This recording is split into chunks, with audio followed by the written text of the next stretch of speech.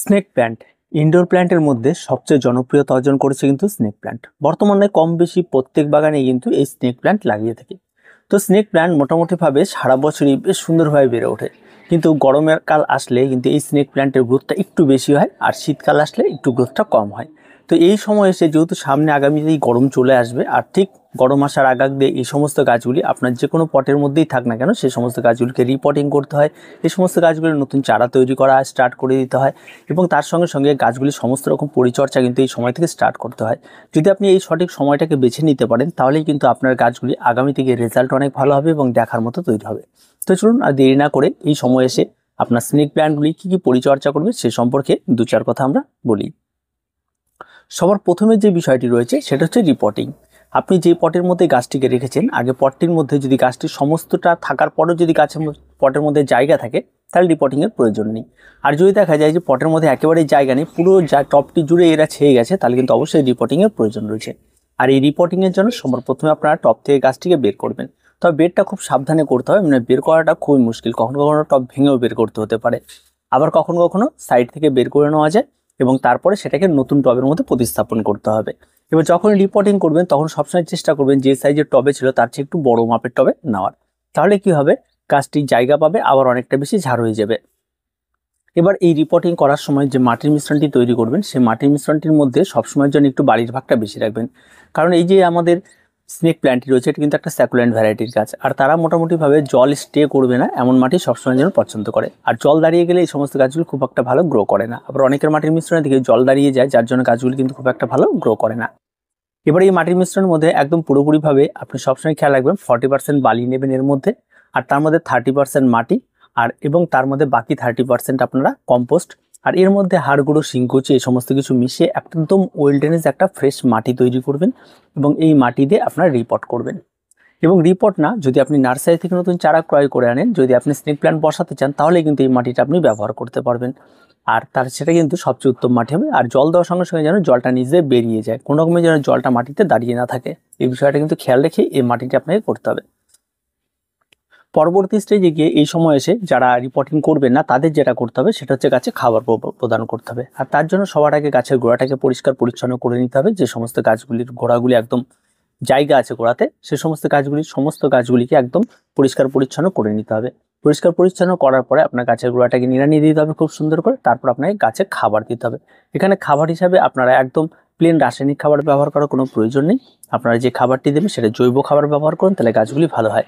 আর তার জন্য আপনারা 1 মুঠো মতো হাড় গুঁড়ো, 1 মুঠো শিংকুচি, 1 মুঠো নিমখোল এবং 2 মুঠো মতো ভার্মি কম্পোস্ট, এই দিয়ে একটা মিক্স খাবার তৈরি করুন এবং এই খাবারটি প্রত্যেকটা গাছের জন্য 1 মুঠো করে আপনারা ব্যবহার করবেন। এই একবার এই খাবারটি দেওয়ার পরে আপনারা ঠিক 1 মাস পর পর কন্টিনিউ এই খাবারটি আপনারা করতে পারেন এই স্নেক প্ল্যান্টের ক্ষেত্রে। তাতে কোনো রকম কোনো অসুবিধা তেমন কোনো কিছু হয় না।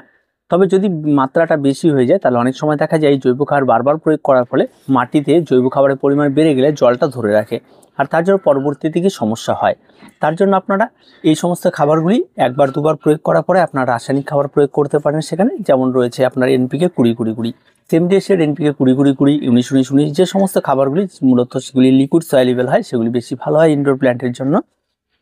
সেগুলি আপনারা গাছের পাতায় স্প্রে করে দিতে পারেন 1 লিটার জলে 2 গ্রাম গুলে নিয়ে, আর বাকি জলটি গাছের গোড়ায় দিয়ে দিতে পারেন।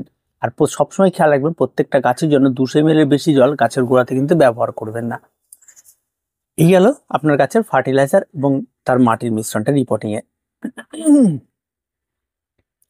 এবার আসি চারা তৈরি। এই সময় আসলে অবশ্যই আপনার কাছে চারা তৈরির ব্যাপারটা কিন্তু চলেই আসে। আর এই সময় যে চারা তৈরি করবেন দেখবেন অনেকগুলি চারা নিচ দিয়ে বেরিয়ে বেরিয়ে একদম এক জায়গায় তৈরি হয়ে গেছে। তাই আপনি চাইলে সেই সাইড থেকে ভেঙে নিয়ে তাকে আলাদা কোনো একটা জায়গায় বসিয়ে দিতে পারেন।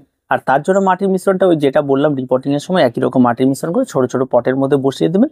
খুব বেশি হলে 15 থেকে 20 দিন, 1 মাসের মধ্যে এই সমস্ত চারাগুলি রেডি হয়ে যায় এবং রুট ছেড়ে যায় এবং সেখান থেকে আবার বড় হতে শুরু করে। তো সবসময় খেয়াল রাখবেন যে চারাটি আপনি রিপোর্টিং করবেন সবসময় সাইড থেকে কিছু ব্রাঞ্চকে ছড়িয়ে দেবেন, ছুটিয়ে দিয়ে একটু ছোট করে দেবেন, তাহলে পরবর্তীতে আবার নতুন নতুন ব্রাঞ্চ বেরোলে সেই জায়গাটি আপনারা পেয়ে যাবে। আর সেখান থেকে নতুন 2-4টে চারাও তৈরি হয়ে যাবে এবং এতে কিন্তু বেশ সুবিধাও হবে। তো এই কাজটা আপনারা করতে পারেন এবং তখন কোনো কিছু না। আবার অনেক সময় দেখা যায় স্নেক প্ল্যান্টের পাতা লাগিয়ে চারা তৈরি করা যায়।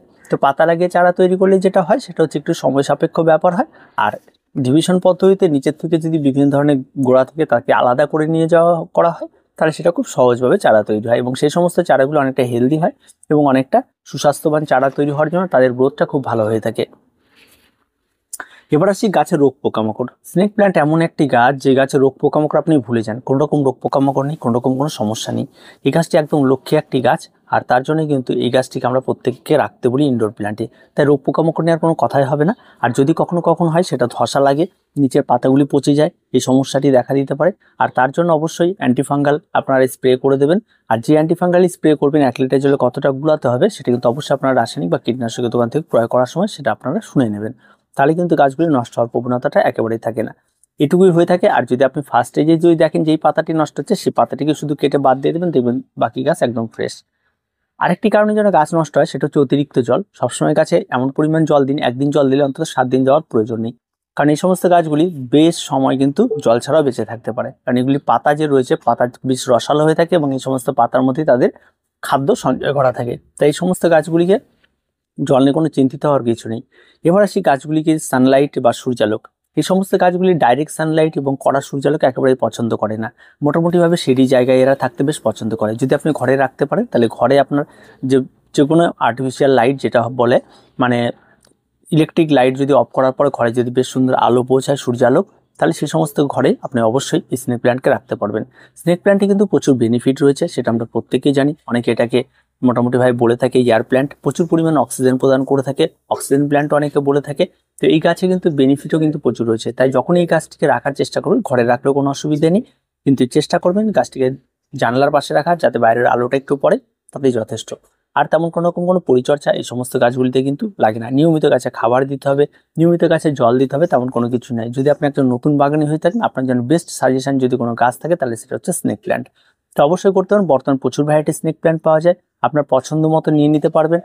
কালারের শেষ নাই, ভ্যারাইটির শেষ নাই, প্রচুর পাওয়া যায়। যেটা আপনার পছন্দ হবে আপনারা সেটাই আপনারা নিয়ে নিতে পারবেন।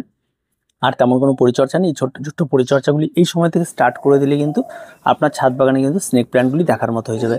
তার কিছু বলা নেই, আজকে এ পর্যন্তই। দেখা হচ্ছে পরবর্তী ভিডিওতে। প্রত্যেকে ভালো থাকবেন, প্রত্যেকে সুস্থ থাকবেন, আর চ্যানেলটিকে অবশ্যই সাবস্ক্রাইব করে রাখবেন।